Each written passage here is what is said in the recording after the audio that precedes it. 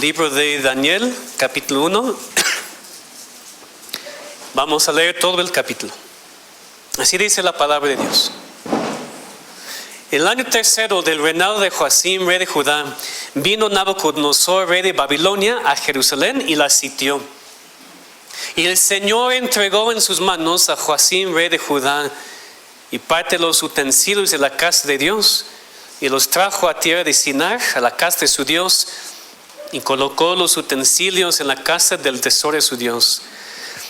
Y dijo el rey Aspenaz, jefe de sus eunucos, que trajese de los hijos de Israel, del linaje real de los príncipes, muchachos en quienes no hubiese tacha alguna, de buen parecer, enseñados en toda sabiduría, sabios en ciencia y de buen entendimiento, e idóneos para estar en el palacio del rey, y que les enseñase las letras y la lengua de los caldeos.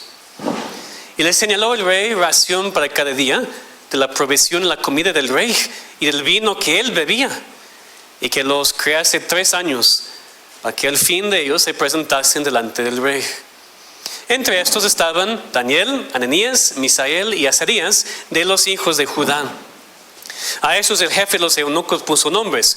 Puso a Daniel Beltsasar, a Ananías Sadrach, a Misael Mesac y a Azarías Abednego. Y Daniel propuso en su corazón no contaminarse con la porción de la comida del rey, ni con el vino que él bebía. Pidió por tanto al jefe de los eunucos que no se le obligase a contaminarse.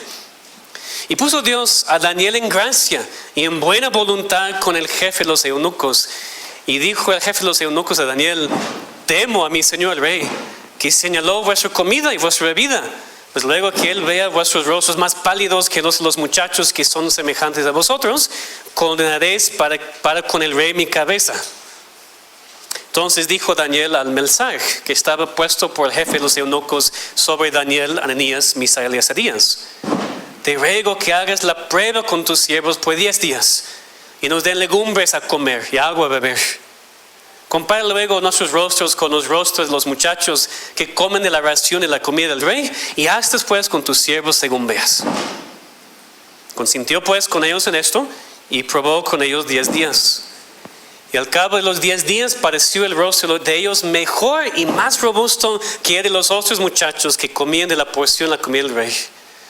Así pues Melzar se llevaba la porción de la comida de ellos y el vino que habían de beber, y les daba legumbres. A esos 4 muchachos Dios les dio conocimiento en inteligencia en todas las letras y ciencias. Y Daniel tuvo entendimiento en toda visión y sueños. Pasados pues los días al fin los cuales había dicho el rey que los trajesen, el jefe de los eunucos los trajo delante de Nabucodonosor. Y el rey habló con ellos. Y no fueron hallados entre todos ellos otros como Daniel, Ananías, Misael y Azarías. Así pues estuvieron delante del rey. En todo asunto de sabiduría e inteligencia que el rey les consultó, los halló 10 veces mejores que todos los magos y astrólogos que había en todo su reino. Y continuó Daniel hasta el año primero del rey Ciro. Amén. Es la palabra de Dios. Necesitamos este capítulo hoy. Muy actual, es muy práctico para nuestros días. Que pongamos atención y que Dios nos ayude. Padre, te pedimos eso. Abre nuestros ojos, Señor, abre nuestro entendimiento, quita el sueño, quita el calor, quita la distracción, Señor. Necesitamos escuchar de ti, es que necesitamos tu palabra, Señor.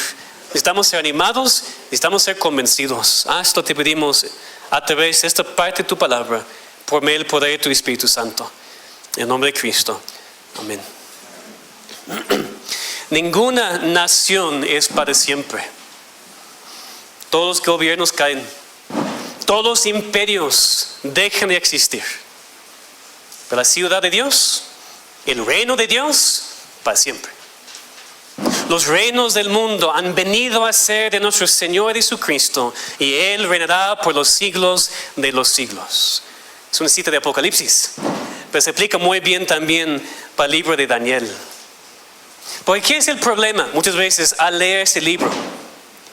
Leemos Daniel y pensamos inmediatamente en visiones, sueños, profecías del reino, estatuas. Pensamos que Daniel escribió su libro para enseñarnos a ser premilistas o postmodernistas, que Daniel nos ha dado un manual escatológico para lo que debemos creer en los últimos días. Muchos cristianos se acercan a ese libro con esta perspectiva y así perdemos completamente el tema del libro. Porque Dios no inspiró el libro de Daniel para que tengamos un calendario de los últimos días. No es su propósito, no es su intención. Dios inspiró a este libro para animar a su pueblo en cada generación, recordándonos que Él tiene el control. Que Dios es soberano, si parece sí o no. Para enseñarnos que Dios reina sobre la historia y sobre el tiempo. El reino de Dios permanecerá, mientras todos los demás reinos caerán. Y siempre ha sido así. La misma historia del mundo nos enseña que naciones se levantan, naciones caen. ¿Por cuántos años había este imperio romano? ¿Por cuántos siglos el imperio romano? ¿Dónde está? ¿Desaparecido? Dios es el único que es para siempre. Su pueblo, su iglesia, su reino, para siempre. Esa es la clave para entender la historia del mundo. Los eventos actuales que suceden hoy en día nos enseñan que todo es la obra de Dios y Él reina soberanamente sobre cada nación y cada gobierno. Dios es soberano sobre la historia y el tiempo. Ese es el tema de Daniel, muy resumido. Dios es soberano sobre la historia y el tiempo. Pero a veces no parece así. A veces la soberanía de Dios no es tan obvia, está escondida. Y es lo que vemos aquí en Daniel 1. Que Dios fortalece a su pueblo a ser fiel a Él, aun cuando su soberanía está escondida. Desde el inicio de nuestro estudio de este libro, que tengamos este enfoque bien claro en nuestras mentes. Por supuesto, aquí en Daniel hay historias muy famosas. Tal vez ustedes han escuchado esas historias desde niños, ¿no? Daniel en el foso de los leones. Es tan famosa esta historia hasta que los no creyentes han escuchado de eso. Como vamos a estudiar hoy, Daniel decidiendo no comer la comida del rey. Hemos escuchado todas esas historias. Para muchos digo, entras a Daniel y dices, qué bueno pastor, por fin vamos a aprender escatología. Vas a decirnos qué cree en los últimos días. Bueno, vamos a ver cosas en el futuro, pero no es el propósito de este libro. El propósito es enseñarnos que Dios es soberano sobre la historia y el tiempo. Dios reina, nadie más. Dios tiene control, aun cuando parece que no. Las naciones del mundo se levantan y caen, pero Dios es para siempre. Específicamente este capítulo, hoy vamos a ver que Dios fortalece a su pueblo a ser fiel, aun cuando su soberanía está escondida. Primero entonces, Dios fortalece a su pueblo a ser fiel a Él, aun cuando Él obra en juicio. ¿Cómo vemos la soberanía de Dios al principio de esta historia? Los primeros versículos 1 y 2 parecen ser nada más un registro histórico de lo que pasó. Tal rey de tal país vino, conquistó otra vez su país. Es lo que ha pasado miles y miles de veces a través de todos los años. Pero Daniel no lo escribe así. Explicó lo que pasó en versículo 1. Nabucodonosor vino, sitió a Jerusalén. ¿Qué dice el versículo 2? Ven conmigo, no escuchen, vean. Versículo 2. El Señor entregó en sus manos. Nabucodonosor no conquistó a Israel, a Judá. Dios entregó a su pueblo en sus manos. Muy importante aquí entender primero que Daniel usa el título Señor en vez de Jehová. Señor es un título de soberanía. Es Dios como soberano, Dios reinando. Él es supremo, es todopoderoso. Él entregó a su pueblo a manos de Nabucodonosor. No es que Dios perdió. No es que Dios no podía proteger a su pueblo. Él decidió entregar a su pueblo a las manos del enemigo. Y estaba obrando soberanamente. Pero soberanamente para juicio, no para protección. De todos modos era soberanía. Dios estaba controlando la situación. Ahora, ¿por qué Dios lo hizo? Leemos en Levítico 26. No tienen que ir allá, pero pueden apuntar si quieren. Dios había explicado desde antes los términos del pacto. los términos del pacto con su pueblo: bendición para obediencia y maldición para desobediencia. Específicamente Dios había dicho: voy a esparcirlos entre las naciones si me desobedecen.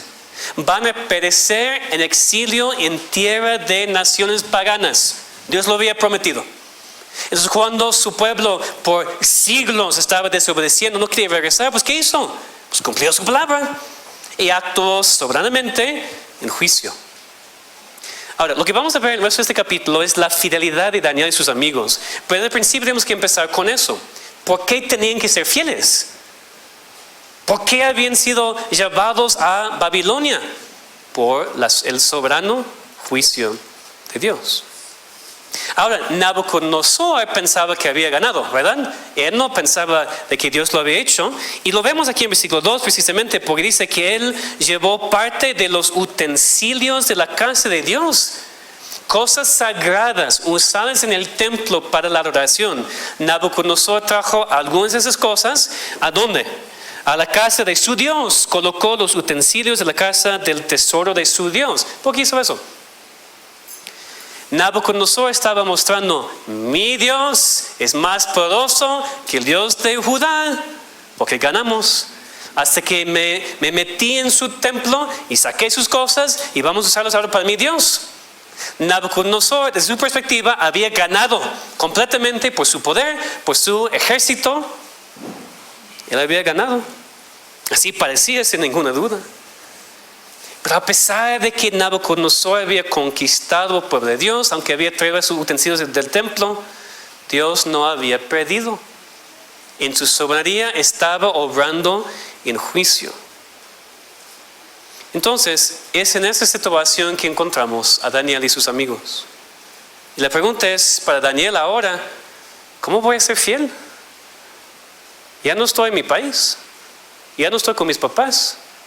Ya no estoy en un lugar en donde puedo ir al templo y ofrecer sacrificios a Dios. ¿Cómo voy a ser fiel a mi Dios en tierra extraña?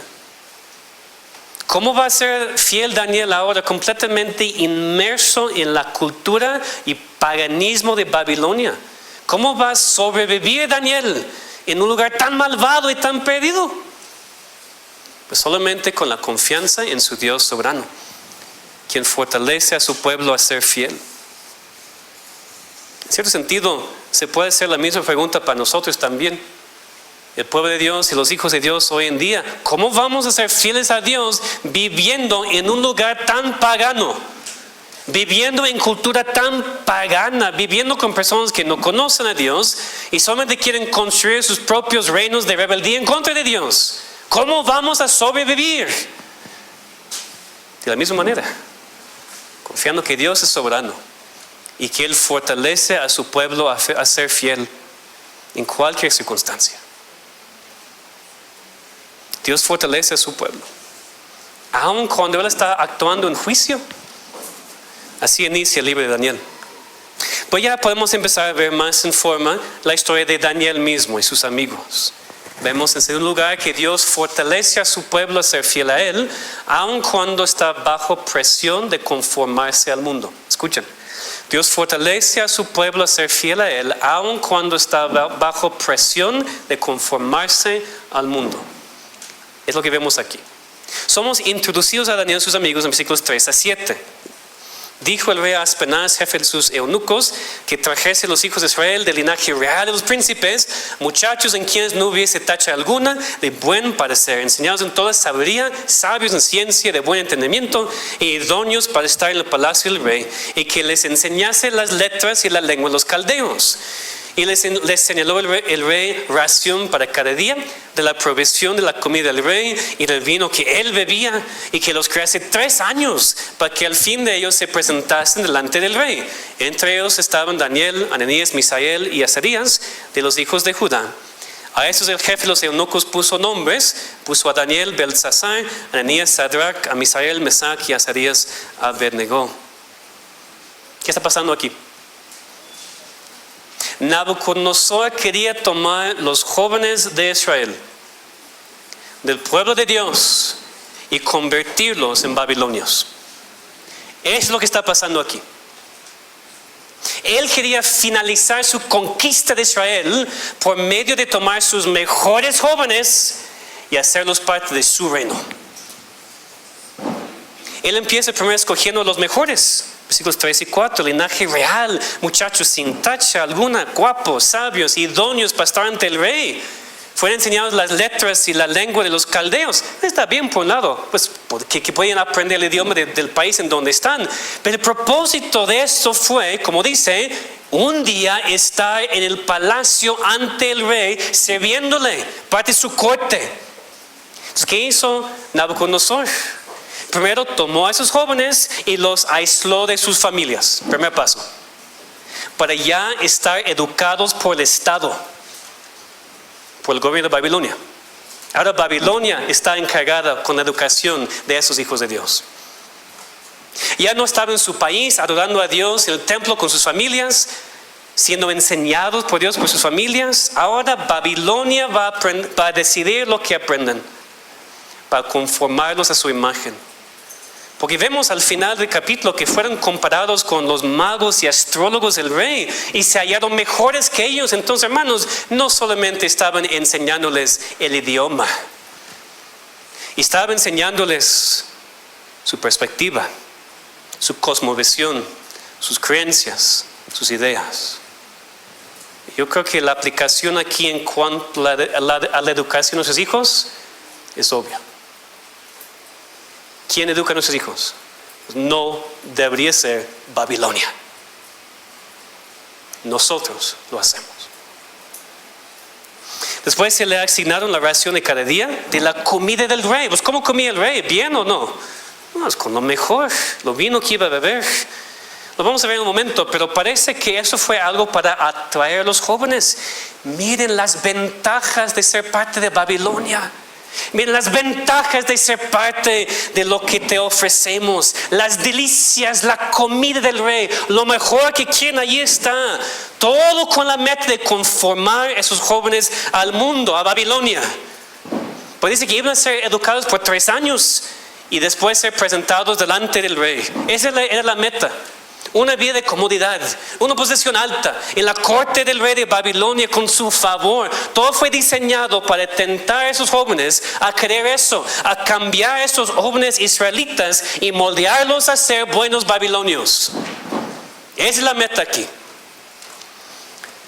Que los jóvenes estén aquí, por favor, porque estoy predicando y se aman todos los jóvenes. Que vengan, que regresen. Eso es para ustedes, jóvenes. Todos los mensajes son para ustedes, pero hermanos, necesitamos que sus hijos escuchen eso. Por favor. Hasta cambian sus nombres, versículos 6 y 7. Eran Daniel, Ananías, Misael, Azarías. Cambian sus nombres. A Daniel, Belsasar. A Ananías, Sadrach. A Misael, Mesac. A Azarías, Abednego. ¿Por qué hicieron eso? Bueno, por un lado podemos decir, bueno, nada más para conformar más a la nación en donde van a estar. Pues ahora como no es John, es Juan, ¿no? Pues cambiamos países, cambiamos nombres. Eso no es lo que pasó aquí. Daniel significa, Dios es mi juez. Misael significa, ¿quién es como Dios? Ananías significa, Jehová es lleno de gracia. Y Azarías significa, Jehová es mi ayudador. Pues claro, tienen que cambiar esos nombres. Van a recibir nombres babilonios, cada uno con referencia a un dios de los babilonios. Era a propósito. Este cambio de nombre fue parte de esta guerra espiritual en contra de ellos, para mostrarles, ya no pertenecen a Jehová, ya pertenecen a los dioses de Babilonia. Es muy impactante que su cambio de nombre no cambió a ellos para nada. Un comentarista dijo, Nabucodonosor cambió los nombres de esos hombres, pero no podía cambiar sus corazones. Dios les fortaleció a continuar siendo fieles, aun con toda esta presión y ataque sobre quienes eran. Frente a todo eso, esta meta tan obvia de intentar moldear a esos jóvenes a ser buenos babilonios, versículo 8 leemos, Daniel propuso en su corazón no contaminarse con la porción de la comida del rey, ni con el vino que él bebía. ¡Qué valor! Era un joven, probablemente 14, 15 años. Nada más. Eso no era un hombre maduro en la fe. En verdad, un joven. Viviendo en un país que había sido conquistado, que había conquistado su país, pero con convicciones tan fuertes, propuso en su corazón no contaminarse. Parece que se dio cuenta lo que Babilonia estaba intentando hacer. Se dio cuenta que estaba bajo mucha presión de conformarse a Babilonia, abandonar su identidad como hijo de Israel y conformarse al país de su exilio. Y él rehusó. Él dijo, hasta aquí no más, voy a tomar firme mi posición. Decidió no contaminarse con esta comida. ¿Qué había en la comida que le iba a contaminar? No sabemos por seguro. Posiblemente por las leyes dietéticas de Israel, que no podía, por ejemplo, comer carne de puerco, cosas así. Posiblemente Daniel sabía que había sido ofrecido a ídolos. El pasaje no nos dice. Pero creo que lo que deberíamos entender es que Daniel había decidido tomar una postura firme de no perder su identidad como judío. Que no iba a perder su identidad como parte del pueblo de Dios. Y por eso decidió conscientemente mostrar que Dios le estaba fortaleciendo y sosteniendo, y no el rey con su comida muy rica. Ellos podían cambiar su nombre y hacer otras cosas, pero Daniel sabía en quién creía y no iba a perder su identidad como hijo del pueblo de Dios, y por eso tomó esta postura. Es muy peligroso para él y para sus amigos. Si el rey se hubiera enterado, podría haber decretado mandarlos a la muerte. Nadie más quería tomar esta postura, menos ellos 4. No leemos de ningún otro joven israelita haciendo lo mismo, ninguno. Pudiera haber afectado para mal sus posibilidades en la corte del rey más adelante. No les importaba. Daniel y sus amigos habían decidido estar firmes. Entonces pidieron que le dieran legumbres a comer y agua a beber. No era fácil hacer eso, no tienen derecho a demandar nada. De hecho, Daniel primero habló con Aspenaz, jefe, y dijo que no, por temor al rey. Después se fue a hablar con Melzar, su jefe más inmediato. Él dijo que bueno, sí, esta prueba de 10 días vamos a intentar.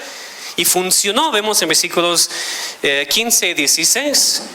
Parecía el rostro de ellos mejor y más robusto que el de los otros muchachos que comían de la porción de la comida del rey.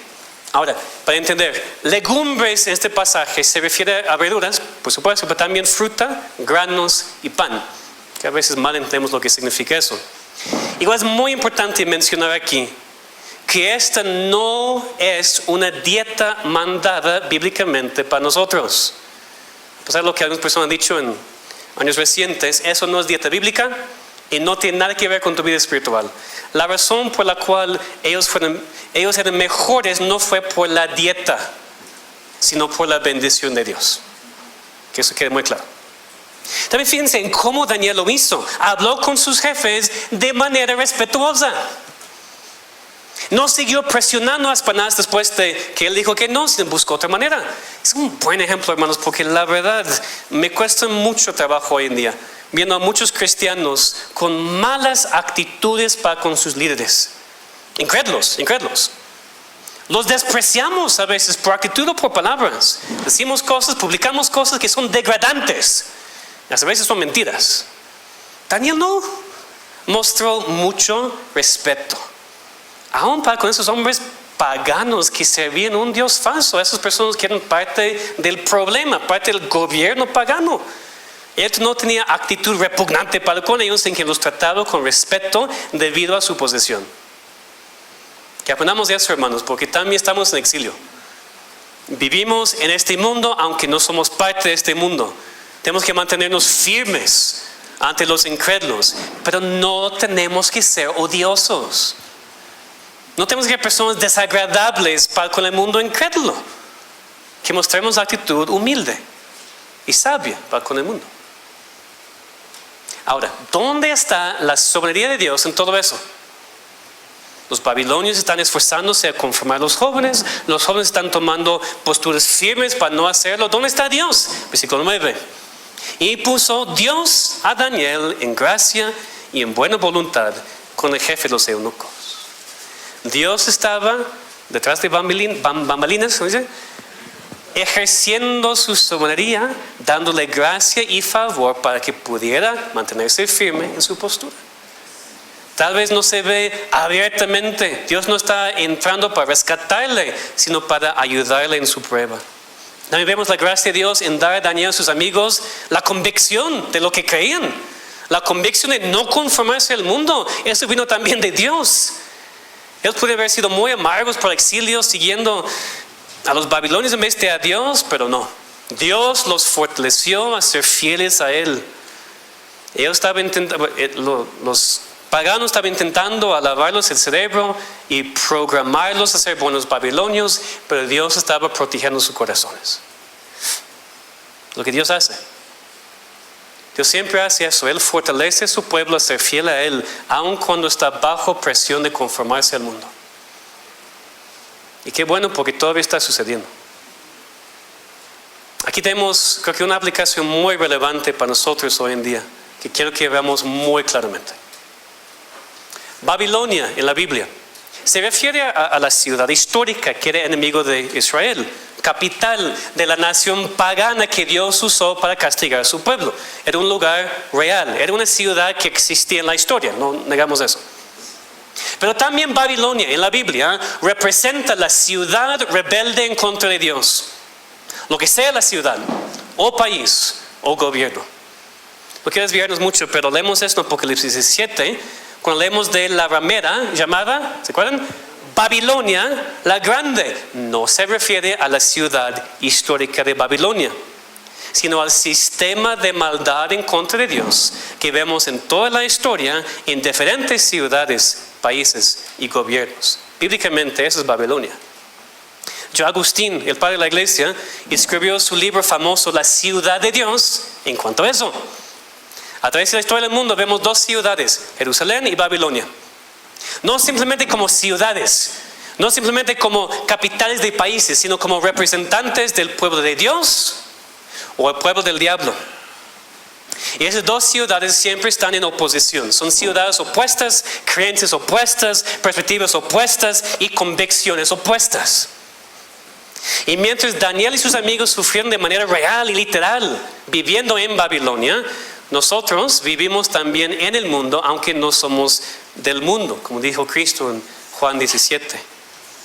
Vivimos en Babilonia, aquí en Ciudad de México, sin ninguna duda. Es lo mismo. Es lo mismo, es una ciudad puesta en contra del reino de Dios con toda su fuerza. No lo podemos negar. Y su meta de Babilonia no ha cambiado. Aquí, como el resto del mundo también, Babilonia quiere a nuestros mejores jóvenes que están en hogares cristianos, que están en la iglesia, y quiere sacarlos, reprogramarlos, lavarlos el cerebro, cambiar su identidad y convertirlos en buenos babilonios. Nada ha cambiado. Esa es todavía la meta del mundo incrédulo con nuestros hijos. Han tenido éxito, desafortunadamente. Mucho éxito. Aquí, en otros países históricamente protestantes también, Babilonia ha robado al pueblo de Dios y sus jóvenes, los han reprogramados y ya pertenecen al mundo. Ya ha funcionado, ya lo han hecho y ni nos dimos cuenta, ¿verdad? Es muy triste, pero no nos sorprende porque lo mismo pasó con Daniel aquí. Versículo 3 leemos que Aspenaz debe traer a los hijos de Israel muchachos de ciertas características. Pues ¿cuántos? Pues no sabemos, pero más de 4, ¿verdad? No sé si has pensado así. No era nada más Daniel y sus 3 amigos. Había muchos muchachos de Israel llevados a Babilonia en cautiverio. ¿Por qué no leemos de ellos? Porque cedieron, porque sucumbieron a la tentación, no se mantenían firmes y sus nombres han sido olvidados. Nadie sabe quiénes eran, porque llegaron a ser buenos babilonios. Pero esos 4 jóvenes no. Y tal vez dices, bueno, pero no era nada importante. Más adelante entiendo, Ananías, Misael, Azarías rehusaron adorar al ídolo. Pues claro que sí. Más adelante Daniel rehusó orar al rey y siguió orando a Dios, aun con la amenaza del foso de los leones. Eso entiendo, pero aquí la comida. ¿Por qué tanto relajo aquí por una cosa que no era importante? ¿Por qué se pusieron en peligro por algo no importante? Pues porque si tú quieres ganar victorias grandes, tienes que empezar con cosas pequeñas. Si tú dices que vas a estar firme un día si te mandaron a adorar a un ídolo, pero te quedas callado en tu clase con el profesor blasfema de Dios, yo dudo mucho que vas a estar preparado para los asuntos grandes. Y dices, si un día el gobierno priva la asistencia a la iglesia, a las reuniones de oración, yo voy a poner mi vida en peligro para asistir a la iglesia, y ahora que tu vida no está en peligro ni lo haces. Yo dudo mucho que cuando venga la tentación, la persecución grande, que lo vas a hacer. Siempre empezamos con lo poco. Cristo mismo lo dijo, ¿verdad? El que es fiel en lo muy poco, también en lo más es fiel. Y el que en lo muy poco es injusto, también en lo más es injusto.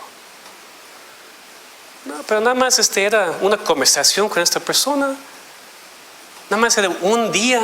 Nada más era un pecado. Y tú cedes en las cosas pequeñas y vas a ceder en las cosas grandes. Joven, tú dices que quieres vivir por Cristo. Y yo oro con todo mi corazón que así sea. Pero joven, no esperes hasta que tengas que enfrentar algo grande para tomar tu postura por Cristo. Empieza ahora en lo que parece poco. Empieza en tu casa, ante tus familiares. No cedas en ninguna tentación en la escuela, con los amigos, con los familiares, aunque parezca algo muy pequeño. Y hermanos, que oremos con nuestros jóvenes. Porque no sé si algunos nos hemos dado cuenta del peligro en que están. Necesitamos orar por ellos, que Dios los proteja. Que pueden estar firmes ahora y pueden estar firmes más adelante también. Que hagamos nuestra parte también como padres, por supuesto, preparando a nuestros hijos a mantenerse firmes por Dios, preparándolos a lo que el mundo va a hacer en sus vidas, que los protejamos. Y voy a ser muy claro, está bien proteger a nuestros hijos, no me hablen de burbujas.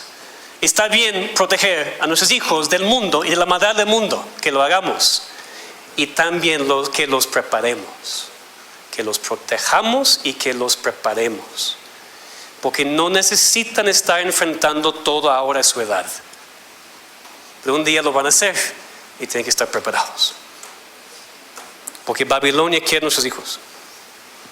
Babilonia quiere a nuestros jóvenes, quiere educarlos, quiere cambiar su identidad. Jóvenes, los amamos mucho. Espero que sepan eso. No queremos jóvenes que el mundo los moldee a su maldad. No queremos que se conformen al mundo, ni las cosas del mundo, sino que sean transformados por Jesucristo.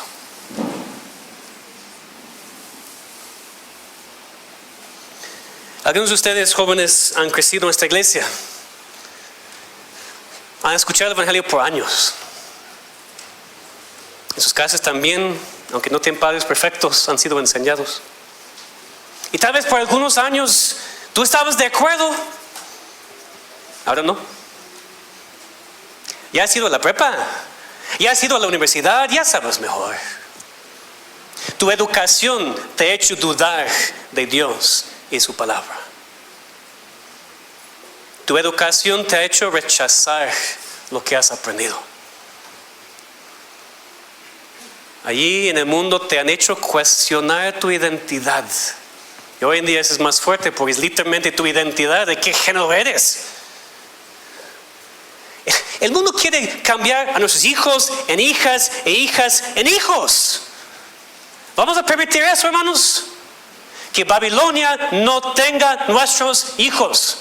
Nunca. Solamente quieren destruirlos. Y para algunos de ustedes, el mundo lo ha hecho. El mundo ha tenido éxito y ya eres buen babilonio. Otros de ustedes tal vez están en camino. están a punto de caerse, a punto de rechazar su identidad en Dios y en Cristo y aceptar la identidad del mundo. Gracias a Dios, otros de ustedes están firmes. Y no por nada de ustedes, sino solamente por la gracia de Dios. ¿Verdad? Algunos de ustedes jóvenes están teniendo algunas caídas también, pero aquí están. Porque quieren estar, no porque nadie está forzándolos a estar, ¿verdad? Yo doy gracias por ustedes. Ustedes son el futuro de esta iglesia, la iglesia de Cristo en general. Que Dios siga obrando en ustedes, fortaleciéndolos a ser fieles, así como lo hizo para Daniel y sus amigos. Y que Dios rescate a nuestros jóvenes que se han desviado o que están a punto de desviarse. Más te digo, el punto no tiene nada que ofrecerte a largo plazo que te va a satisfacer. Nada. Tú puedes disfrutar la educación y la comida del rey por un rato. Después el juicio de Dios será fuerte. Y más fuerte contra ti porque sabes mejor. Jóvenes, en ese sentido, sean como Daniel. Tengan el valor de Daniel para decir, no me voy a contaminar con el pecado. Sus amigos le van a tentar. Lo han hecho, ¿verdad? También familiares. Necesitamos proponer todos, jóvenes o no, proponer todos nosotros no contaminarse con el mundo, sino ser fieles a Dios. Finalmente, Dios fortalece a su pueblo a ser fiel a Él, aun cuando tiene que seguir viviendo en el mundo. ¿Por qué? ¿Qué vemos aquí? Babilonia intentando conformar a Daniel y sus amigos de su maldad. No tiene éxito porque Dios los fortaleció. Pero la prueba de Daniel y sus amigos no terminó cuando pasaron la primera prueba. No es que Daniel decidió no contaminarse esta vez con la comida, mostrarse fiel a Dios y por eso Dios dijo, ok, te rescato el exilio, te regreso a tu país y todo bien, ya fácil. No es lo que pasó. ¿Qué fue el resultado de la proposición de Daniel a no contaminarse?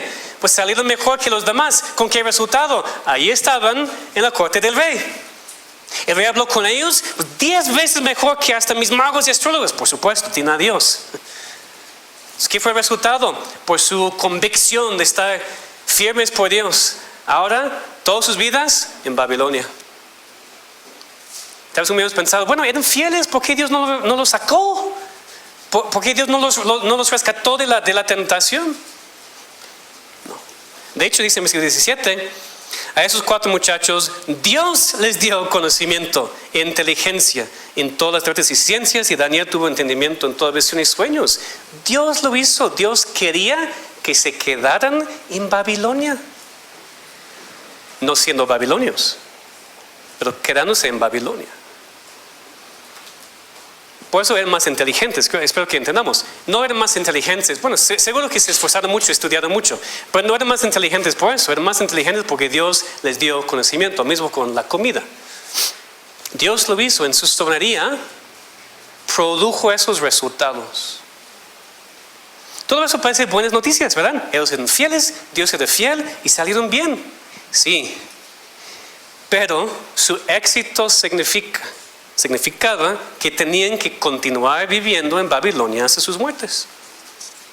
Dios les dio éxito, pero para continuar en Babilonia trabajando por los paganos. Lo que vimos en el último versículo del capítulo. Continuó Daniel hasta el año primero del rey Ciro. ¿Ustedes saben cuánto tiempo había entre ese momento en Daniel 1 y el fin de la vida de Daniel, que era el reino de Ciro? 70 años. Daniel tenía que vivir 70 más años en Babilonia. Toda su vida, de 14, 15 en adelante, en exilio. Siendo oficial en el reino durante el reinado de reyes babilonios, reyes medos, al final durante el reino de Ciro, del imperio persa. No fue fácil. Tal vez no entendemos correctamente Daniel 1. Daniel propuso en su corazón, no se contaminó, Dios lo bendijo. Fin. 70 más años viviendo en puro paganismo. En la corte del rey con todas sus tentaciones. Dios no propuso en su corazón no contaminarse una sola vez. Lo hice día tras día, tras día, tras día, por 70 años. Es nuestro reto. No proponer un día, pues no voy a contaminarme con el mundo.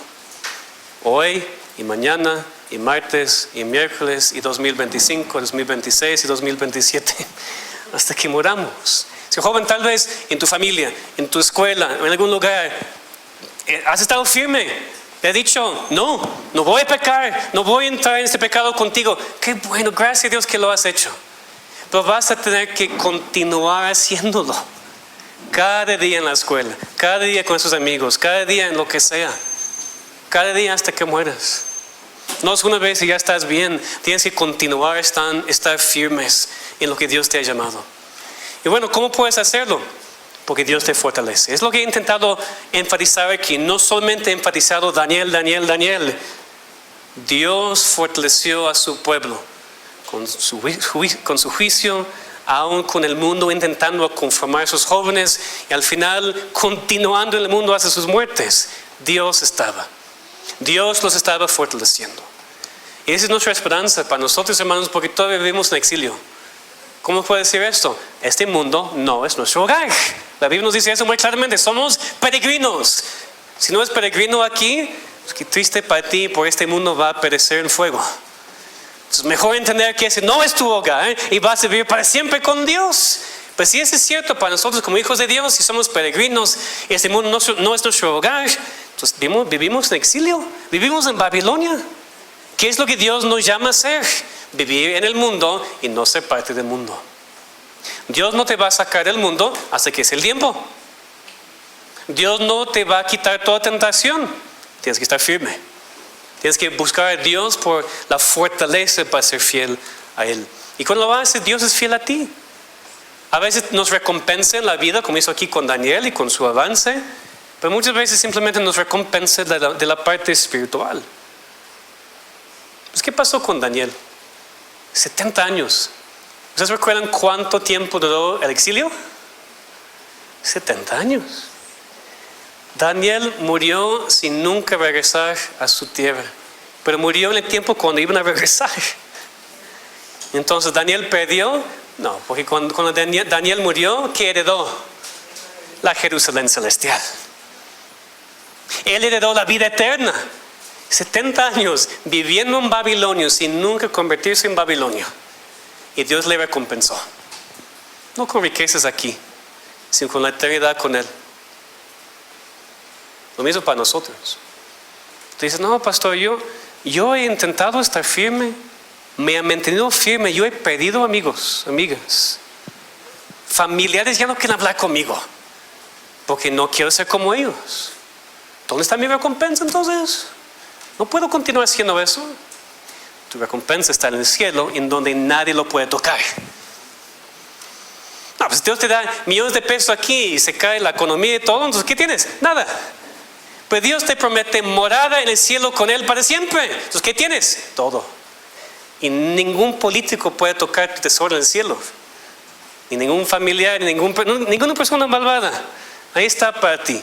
La recompensa está. La pregunta es si es eso suficiente para ti o si quieres otra cosa. Y francamente, hermanos, cuando nos damos cuenta a veces que nosotros no somos como Daniel, muchas veces somos mucho más que los otros jóvenes israelitas de quienes no leemos, que se dieron. Pues ¿qué hacemos? Que busquemos nuestra identidad en Cristo. ¿Tú buscas tu identidad en lo que estudias? ¿En lo que vas a hacer con tus estudios? ¿En voy a ser buen esposo, esposa, novio, novia? ¿Te identificas con esas cosas temporales? Nunca vas a estar bien. Nunca. El cristiano encuentra su verdadera identidad en Cristo. Entonces cuando en esta semana estamos viviendo, pasando pruebas y nos damos cuenta, yo no soy como Daniel, yo soy como esos muchachos sin nombre, yo cedo mucho al mundo, soy mucho con el mundo, yo tengo tantos hábitos como el mundo, ya no tengo postura firme ante el mundo y yo me conformo a lo que ellos hacen porque es más fácil. En la semana cuando te das cuenta que eres así, busca a Cristo. No eches más ganas, porque no va a funcionar. Dile a Dios, Dios, no soy como Daniel, pero quiero ser. Yo sé que tú eres el mismo Dios de Daniel. Y como tú fortaleciste a él estar fiel en esta circunstancia tan fuerte, fortaléceme en tu palabra para estar firme ante mis tentaciones también. Con eso. Eso es lo que Dios puede hacer para fortalecernos, para continuar adelante. Y si ahora en este momento tú estás en el mundo, pero también parte del mundo. Tú eres parte de Babilonia. Porque todavía perteneces al sistema de maldad que se rebela en contra de Dios. ¿Cómo sé eso? Si no te has humillado a Dios en la salvación, eres parte de sus enemigos. O eres parte de Jerusalén o parte de Babilonia. Niño, joven, visita, adulto, todos. O vivimos como ciudadanos de Jerusalén o ciudadanos de Babilonia. Y si Dios te ayuda a darte cuenta de eso ahora, pues abres tus ojos. Vamos a ver en el estudio de Daniel que los enemigos de Dios pierden. Eso va a ser muy claro en todo este estudio. Nadie gana en contra de Dios, ni Nabucodonosor. ¿Por qué entonces tú quieres estar al lado que pierde? ¿Por qué quieres estar en contra del único que te puede salvar de tus pecados y tu vida de miseria? ¿Por qué te rebeles en contra de él? Debes de humillarte en arrepentimiento y decirle a Dios, si eres soberano, te necesito, sálvame. Es Dios quien fortalece a su pueblo a ser fiel a él, aun cuando su soberanía está escondida. Confiemos en él entonces, aun cuando no parece que tiene el control, porque Dios es siempre soberano, siempre fiel, y nos fortalece a ser fieles también. Vamos a ver. Padre, necesitamos este pasaje, Señor, necesitamos ese libro. Tanto peligro en nuestro mundo, Señor. Peligro espiritual, no tanto físico. Peligro porque en la iglesia, en general, Señor, en el mundo, no nos hemos dado cuenta de que no simplemente que si no cuidamos a nuestros jóvenes que tal vez van a desviarse un poquito al mundo, no nos damos cuenta, Señor, que el mundo está buscándolos. Señor, que dejemos de ser tan ingenuos en cuanto a lo que están haciendo los que están en la autoridad. Dejar de ser tan ingenuos, Señor, en cuanto a la educación en nuestro país. Que dejemos de ser tan ingenuos, Señor, en cuanto a lo que el mundo quiere hacer con nuestros hijos. Lo que pasó con Daniel sucedió hace siglos, hace mucho tiempo, en otro país. Pero hemos visto, Señor, que nada ha cambiado. Estamos en la misma guerra, Señor. Ayúdanos a darnos cuenta. Protege a nuestros hijos, Señor. Ayúdanos a ser más firmes. Ayúdanos a protegerlos más. Aunque signifique, Señor, que vamos a al parecer perder en este mundo. Al parecer vamos a perder reputación de otros. Van a ser burla de nosotros de por qué hacemos tal cosa con sus hijos y no, nuestros hijos no son como los demás. Señor, a veces no sabemos qué hacer porque son ataques de todos lados. Ayúdanos como padres, ayúdanos como iglesia a reconocer el peligro, proteger a nuestros hijos y prepararlos por lo que van a tener que enfrentar en el futuro. Te pedimos, Señor, por nuestros jóvenes que se han desviado completamente, Señor. Personas que estaban aquí antes, Señor, y ya no quieren nada que ver contigo y con tu iglesia. Señor, ¿Babilonia ha ganado? ¿Babilonia ha ganado sobre ti, Señor, en contra de esos jóvenes? Señor, haz algo tú. Muéstranos, Señor, que eres más grande que ese sistema de maldad. Rescata a esos jóvenes, Señor. Hay jóvenes que están a punto de perderse. Por poco, Señor, ya se identifican plenamente con el mundo. Por poco ya se van a rechazar completamente la iglesia. Igual, Señor, ¿quién es más poderoso, tú o el mundo? Señor, haz algo. Muéstranos tu poder. Úsanos como instrumentos, Señor, para rescatar a aquellos que están tan cerca del fuego. Damos gracias, Señor, por cada persona que sí ha tomado su postura firme de no contaminarse. Pero, Señor, que lo hagamos cada día, cada semana. Que sea constante en nosotros, Señor. Fortalécenos a ser fiel, porque dependemos de ti. En nombre de Cristo. Amén.